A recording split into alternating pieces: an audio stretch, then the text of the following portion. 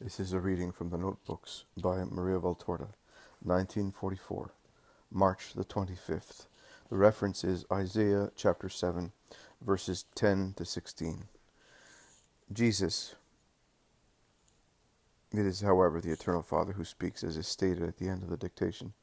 Jesus says, "What my son of old, out of holy fear of God, prudently did not want to do, resisting the temptation I had sent to him as a trial, is what you are now requesting, not because of a temptation coming from me, but through a regurgitation of your rebellious spirit, guided by the forces of evil, instigated by your enemy, whom you love more than you love me, your most high Lord,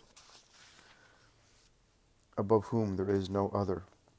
You ask for a sign. You ask for it with your impure hearts and your blasphemous lips, and you thus request it in a way that is derision of my power, negation of my existence.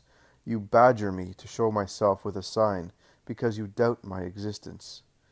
In the time of my Son, the Jews also badgered him to give them a sign about his nature. See Matthew chapter 16, verses 1 through 4, Mark chapter 8, verses 11 to 13, and Luke chapter 11, verses 29 to 32. For they denied in their hearts that he was the Son of God, and the only sign which made them aware of their deicide was the one that came after the death of my word, an unavoidable punishment for those who were deaf and blind to the prodigies and words of my Christ. You do not receive a sign from your God, because I do not manifest myself to those who deny me. You instead receive the multiple signs of the one you worship as slaves. He, the enemy, multiplies his signs, and you, now close to the time of worship of the apocalyptic beast. See Revelation chapter 13, verses 1 through 18. Remain seduced by them, and consider that the creator of such signs is greater than I, is the only one that exists. You wonder, who is God? Who is he? And inside yourselves, to justify your acts of wickedness, you reply, God does not exist. I am who I am. Exodus chapter 3, verse 14. I am so superior to you that no manifestation of mine would now be understood by the world, which has plunged into the most terrible darkness and foolishness. What you think is progress is your regression to the twilight of the early times, when men, having lost God and his paradise, were only slightly superior to beasts, and pushed their corruption to such a point that I decided to exterminate the race, at which I was indignant. Genesis chapter 6, verse 7. The end will be like the beginning. The circle closes by joining the two dark stumps to each other. The new flood, that is God's wrath, will come in another form, but it will still be wrath. Faithful to my word, Genesis chapter 9, verse 11, I will not send the flood again, but I will let the satanic forces send the flood of the satanic acts of cruelty. You have received the light. I sent you my light, so that the parabola of humanity could be illuminated by it.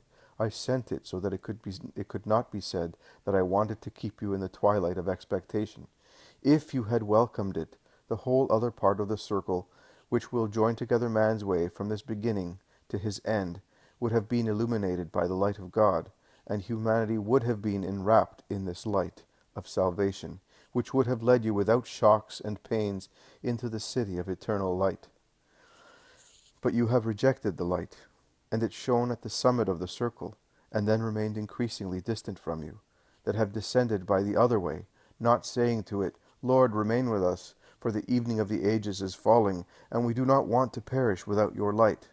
As in the course of the day, you men came to meet the light, received it, and then returned to the darkness. It, my light, my word, has remained as the sun set in his heaven, where he returned, after, not death, but your rejection of him, sent him back. It, my light, my word, has remained the teacher for those few who love him, and have welcomed his light into themselves. And no darkness can extinguish it, for they defend this light, their love, even at the cost of their lives. Because of this faithful love of theirs, they shall have life in me, for they already possess my Emmanuel, and thus have God with them already. that Emmanuel, whom the Virgin joined to me, conceived and gave birth to, the only sign given by God to the house of David, to the kingdom of Judah, to make it sure of its duration, which would have been eternal, if my people had not rejected my Emmanuel. In the prophecy of my prophet it is stated, He will have butter and honey as food, until he is able to reject evil and choose good. Isaiah chapter 7, verse 15. By his wisdom, enduring in him even in his condition as man, in which his divine nature had been annihilated, under the exigency of a love so great as to be incomprehensible for you, a love which spurred him to humiliate himself, the infinite, in the circumscribed wretchedness of mortal flesh, he was always able to distinguish between good and evil. He did not need years to arrive at the possession of reason and the faculty of discernment. And if, so as not to violate order, he wanted to follow the common stages of human life under that appearance of an infant's incapacity, of the semi-incapacity of a child, he possessed in concealment the treasures of his infinite wisdom. But that prophetic word means that he would feed on humility and concealment until the moment in which, when the time came, he would become the teacher of Israel, the teacher of the world, my testimony, the defender of the Father's cause, and, like a flame free from concealment, he would shine in the power of his light and his messianic nature, showing gentleness to the good and severity to the wicked, shaking, watering, and fecundating hearts, and giving to man, not to himself, for he had no need of that gift, discernment to distinguish between good and evil, removing every doubt, every nebulosity in this regard. He came to perfect the law and make it clear for you with his teaching, and capable of being followed with his example. He came and loved good and rejected evil so much that he agreed to die so that good would triumph in the world and in hearts, and evil would be defeated by his divine blood. No more butter and honey for my Christ when he arrived at manhood, but vinegar and gall in the final hour, preceded by the metaphorical vinegar and gall of 3 years of public life, continually combated by his enemies, and rendered difficult by the burdensomeness of his friends and disciples. The lips of my Christ are still afflicted by the gall and vinegar of this insolent race. And the Father is saddened over you, over the pain of his Son, and his affliction turns into wrath towards you, men who no longer have a spirit faithful to your God. The sacrifice which is repeated on the altars of the earth is no longer salvation for you. But as from Golgotha the blood of my Son fell on his slayers, crying out his pain to me, and provoking my punishment, so now it falls upon you, hypocrites and blasphemers, deniers and debauchees, haters of God and of man, your brother, and marks you with blood and fire for condemnation. The earth howls like a creature afraid of the monsters inhabiting it. The universe trembles with horror at the sight of the crimes covering the earth. I, your God, burn with divine wrath at your corruption in flesh, mind, and spirit. Neither the mercy of the Savior nor that of the Virgin and the saints appease my wrath with their prayer. Truly, as in the times of Moses, I say, I will erase those who have sinned against me from my book, and if I were to enter into your midst just once, I would exterminate you. Exodus chapter 32, verses 33 to 34. Truly, I say that only to my remaining children do I speak as a friend, for by their faithfulness they have found grace in my sight, and I will show them my good, and have mercy on them, and even more benign than with my servant Moses, for my most holy Son has brought you his benignity, and established the kingdom of benignity without waiting for the day you come to heaven.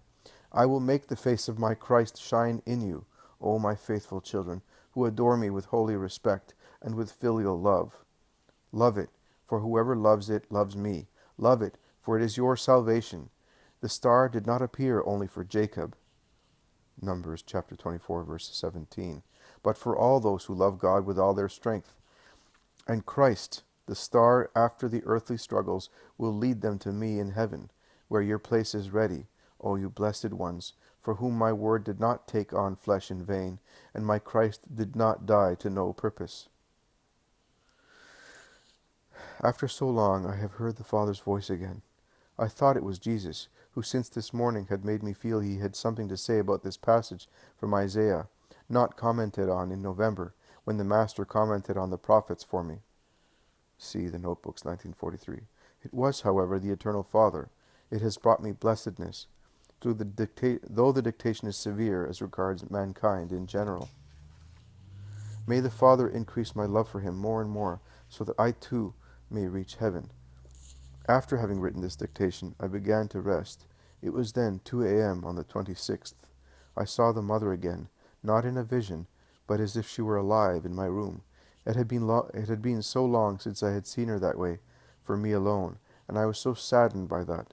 I fell asleep, feeling her close to me, just like a mother, and I woke up still smiling at the sweet presence, which continues here. How beautiful she is! More and more beautiful, the more one looks at her and loves her.